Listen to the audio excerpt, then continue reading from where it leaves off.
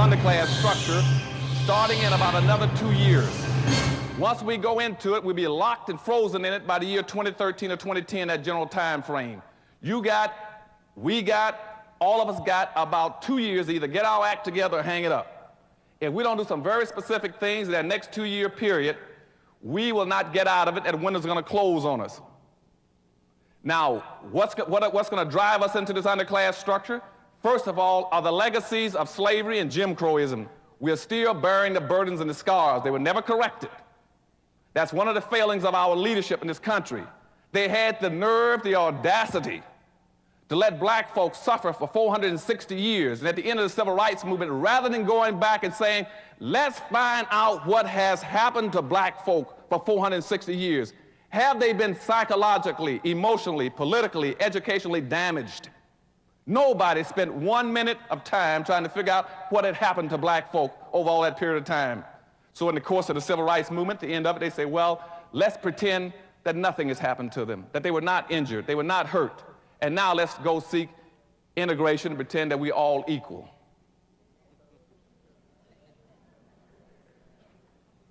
Now that was grossly unfair, because by that point in time, and by the 1966 period, whites had become economic giants in America.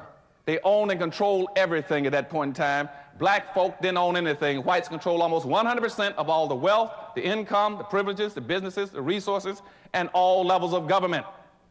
Blacks had nothing. Blacks were one-foot midgets.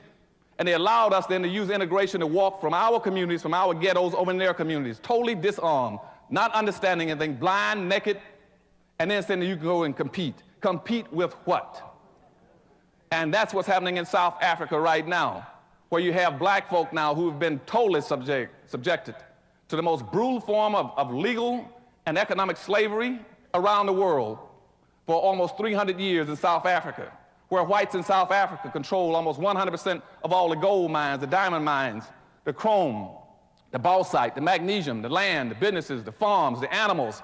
And now in South Africa, they've been told that they're free.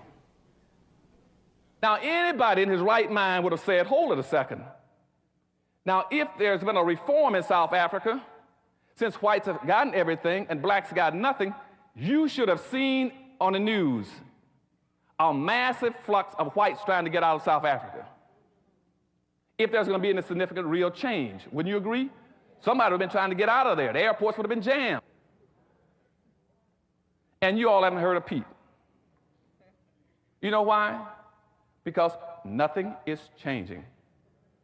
Because in South Africa, the dominant, arrogant white society that's been so brutal to black folks still owns and controls 100% of all the gold mines, diamond mines, silver mines, chrome, bauxite.